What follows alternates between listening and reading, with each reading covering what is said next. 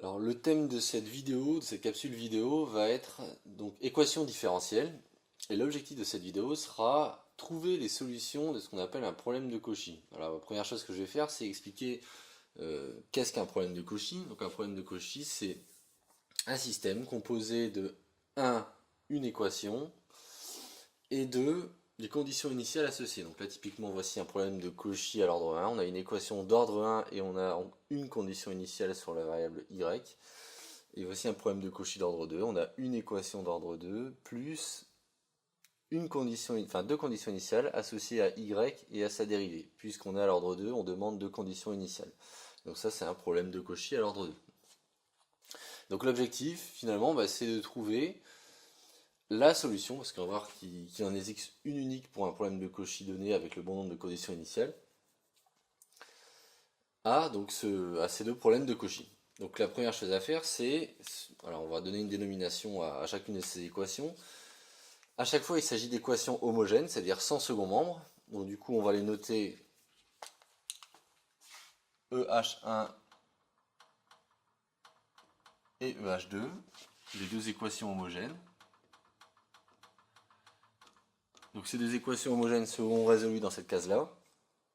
Et on va noter S. Donc S1 et S2. Les deux 6 problèmes de Cauchy en fait. Donc équation homogène plus condition initiale. Ils seront résolus dans ces cases-là. Donc il faut savoir que ce qu'on va faire ici ne demande pas d'avoir nécessairement une équation homogène. On pourrait très bien avoir des équations avec second membre.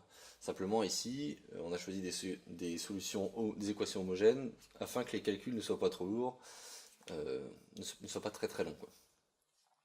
Alors donc la première chose à faire dans ce genre de situation, c'est de commencer par résoudre les équations sans les conditions initiales. C'est-à-dire finalement, ça revient à faire ce qui est proposé dans une autre vidéo, qui est savoir résoudre une équation d'ordre 1 homogène et savoir résoudre une équation d'ordre 2 à coefficient constant homogène. Donc ça fait partie de deux autres vidéos.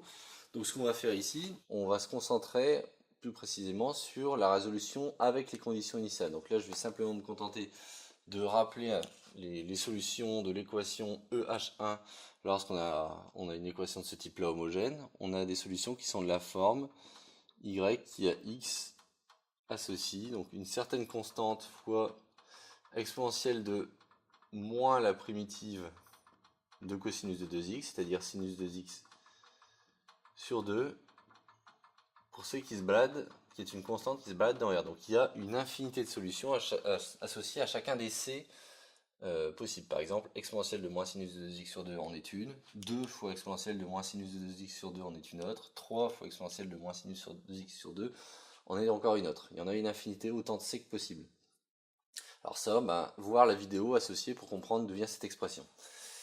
Pour ce qui est de l'équation EH2, donc l'équation différentielle ici, sans les conditions initiales ici, les solutions sont de la forme y qui a donc x va associer une certaine constante C1 exponentielle de x plus une certaine constante C2 x exponentielle de x. Donc pareil, se référer à la vidéo associée pour comprendre d'où viennent ces solutions.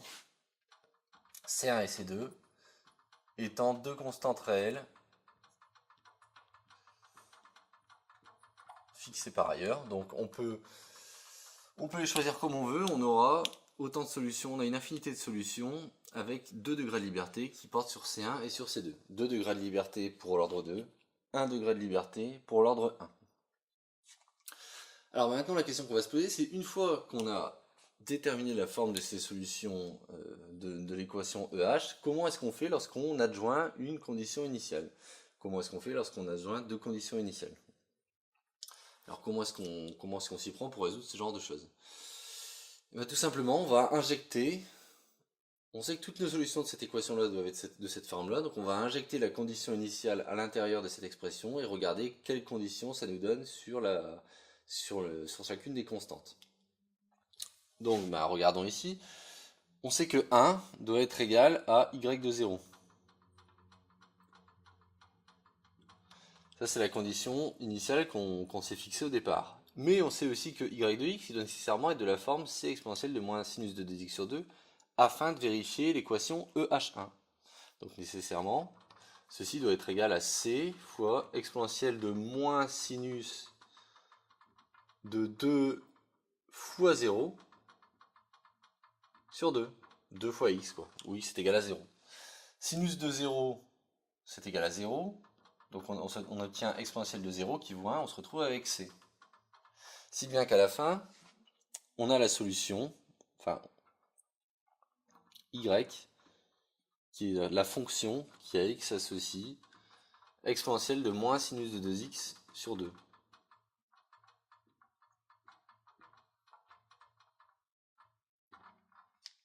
Donc voici notre solution. On remarque qu'il y en a une unique, puisqu'il n'y a plus rien à fixer, tout est fixé ici. La constante c, qui était propre donc, à l'équation homogène, a été fixée par le choix de la condition initiale. Donc quand on munit une équation différentielle d'ordre 1 avec une condition initiale d'ordre 1, bah, ça nous donne une unique solution, alors qu'on en avait une infinité lorsqu'il n'y avait pas la condition initiale. Regardons maintenant la partie, l'équation, le problème de Cauchy d'ordre 2, et essayons de faire quelque chose de similaire. Il y a une difficulté supplémentaire qui est que il y a une condition initiale sur la dérivée. Donc on connaît la forme de y telle qu'elle satisfasse cette équation-là. Maintenant, il faut être capable d'évaluer y' en 0, donc il va falloir d'abord calculer y' de t, y' de x. Donc du coup ici, on va calculer y' de x. Y' de x, c'est la dérivée de cette expression-là, donc c'est c1 exponentielle de x,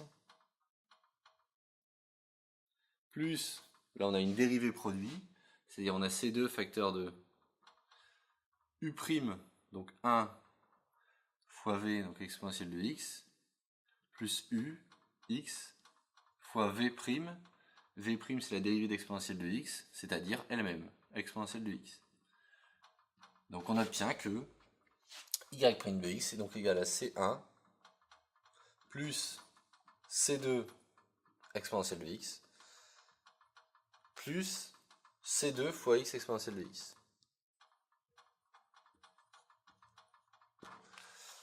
Voilà, donc maintenant on a y qui est connu, avec C1 et C2 qui sont deux paramètres qui peuvent être choisis n'importe comment, y' qui est connu, avec pareil ces deux mêmes paramètres C1 et C2 qui peuvent être choisis n'importe comment, et on sait maintenant qu'on souhaite intégrer ces deux conditions initiales-là à la solution. Donc allons-y, faisons le même genre de raisonnement, c'est-à-dire que 1 doit être égal à y de 0, d'un côté, et de l'autre côté, on est censé avoir 0 égale à y' de 0. Donc en fait, au lieu d'avoir une seule équation, on a un système d'équations. Alors maintenant, allons-y, remplaçons y0 par sa valeur. y0, c'est c1 fois exponentielle de 0, c'est-à-dire c1 fois 1, donc c'est 1 tout court. Et lorsqu'on remplace par 0 ici, on se retrouve avec 0 fois quelque chose, donc ça donne 0. Donc c1 est déterminé déjà. y' de 0, on va faire le même genre de choses. Donc si on remplace ici x par 0, ce terme-là, il va partir. Il nous restera juste donc ce terme-là, c'est-à-dire c1 plus c2 exponentielle de 0, c'est-à-dire finalement c1 plus c2. Et donc, au lieu d'avoir une équation qui nous déterminait c, cette fois-ci on a deux équations qui vont déterminer c1 et c2.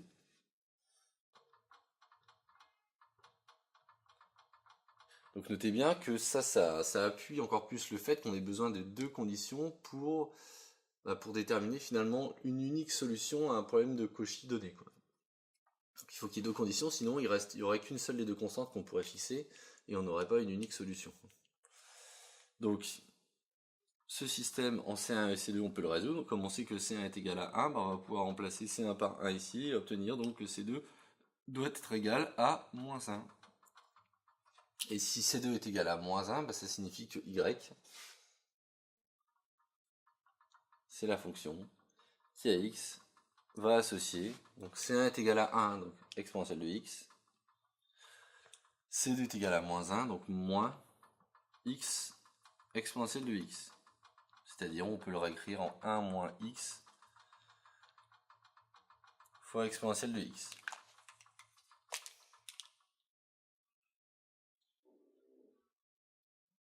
Voilà, donc voilà notre unique solution du problème de Cauchy d'ordre 2. Les deux constantes ayant été fixées par la première et la seconde condition initiale. Voilà, donc en résumé, comment trouver les solutions d'un problème de Cauchy? Premièrement, il faut être capable de résoudre l'équation sans condition initiale, donc les deux équations EH1 et EH2. Puis, une fois qu'elles ont été résolues, les conditions initiales vont servir à fixer là où les constantes qui restera dans la solution, pour nous donner notre unique solution à l'arrivée. Voilà, donc ça termine la vidéo sur résoudre un problème de Cauchy, d'ordre 1 ou d'ordre 2.